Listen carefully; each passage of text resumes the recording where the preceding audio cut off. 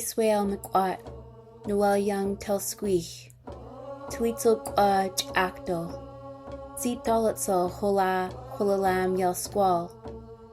Hello everyone, my name is Noel Young.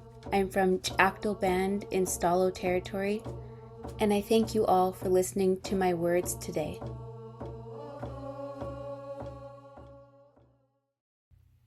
Think of a time when something important to you was taken without your permission. How did you feel? What was your first response? What did you do to try to get it back? In retrospect, how might you approach the problem of retrieving your property? Now, place these questions in the context of Indigenous people and their relationship with Canada. Indigenous people have endured colonial harm in the form of stealing children, land, and resources. They have been subjects to federal laws such as the Indian Act and the banning of important ceremonies like the potlatch, all aimed at breaking down First Nations economy and way of life. Their cultural belongings and even ancestral remains were taken, often without permission, to be held in museums across the world. The multitude of assimilating tactics of erasure used by the Canadian government against Indigenous people were ultimately designed to create a cultural genocide. So, all this stealing was justified because First Nations people were expected to go extinct. But we didn't. The world has been witnessing the reveal of Canada's darkly stained historical past as Indigenous people gain self-determination. Their voices and communities grow louder and stronger through each generation.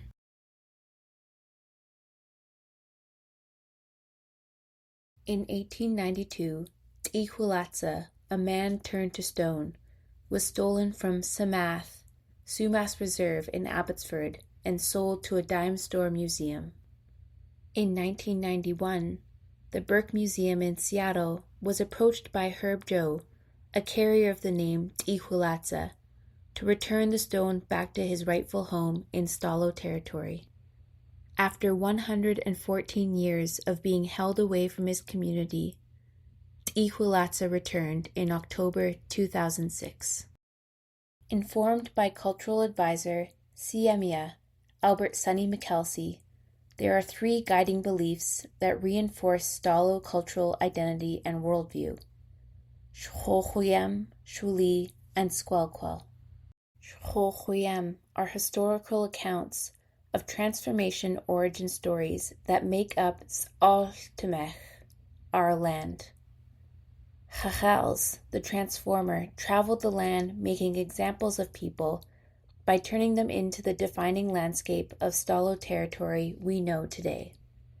sqwelqwe was turned to stone after Chelcha heard him and his wife arguing. He became an example for the Huelmuch people to keep good relations with one another and to resolve conflict in a peaceful manner. Shuli is the life force or spirit connecting all things, including plants, air, earth, water, animals, and people within sqwelqwe. Therefore, stone sqwelqwe holds a life force within him, and it is the responsibility of the woman in his family lineage to care for the stone, his spirit, which lives today.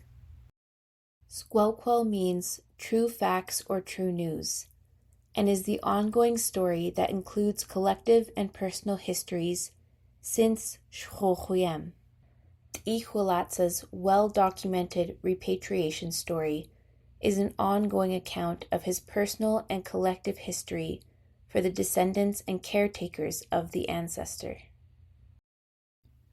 When Stalo Nation first approached the Burke Museum to reclaim stone sqwelqwe, it wasn't possible for the Burke to directly repatriate him under the Native American Graves and Repatriation Act, NAGPRA.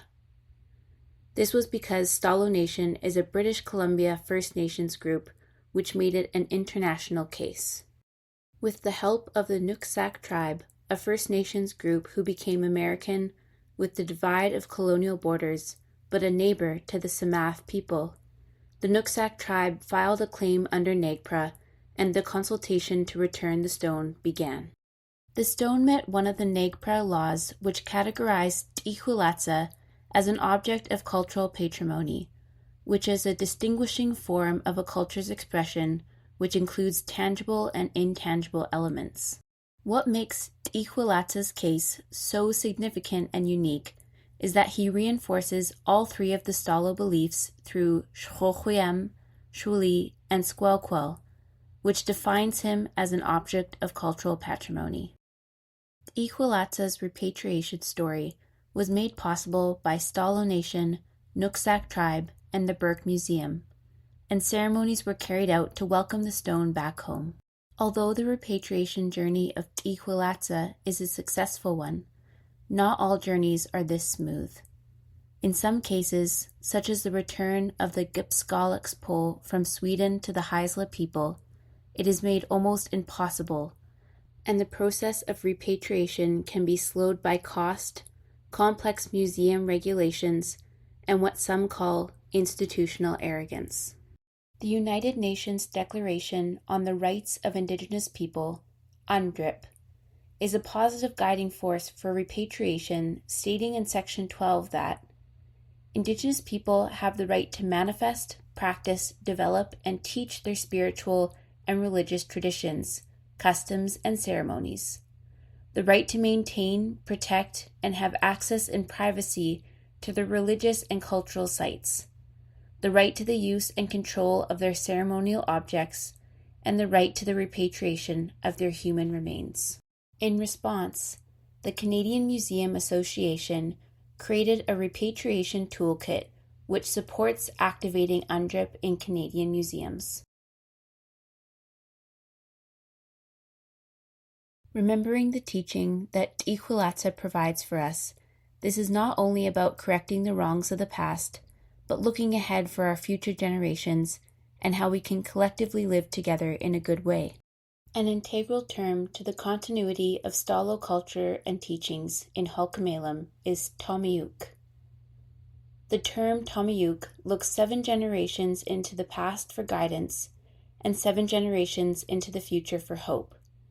It places those of us living now in the middle of a relationship connected to the past and future. Tomiyuk should be a fundamental guiding force in navigating the Truth and Reconciliation 94 calls to action and the future of museums and Western institutions. The collection of cultural belongings and ancestral remains in museums traps Indigenous culture and spirits behind glass boxes, which freeze them in space and time, as though extinct.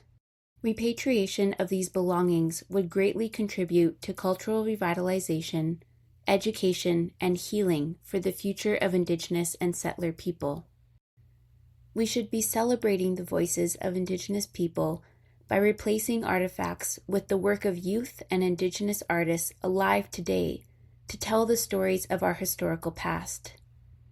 Communities and museums could work together for Indigenous people to shape the story of who we are and guide the conversation into a new light. Every artifact returned is a piece of history and identity restored for our Tomiyuk.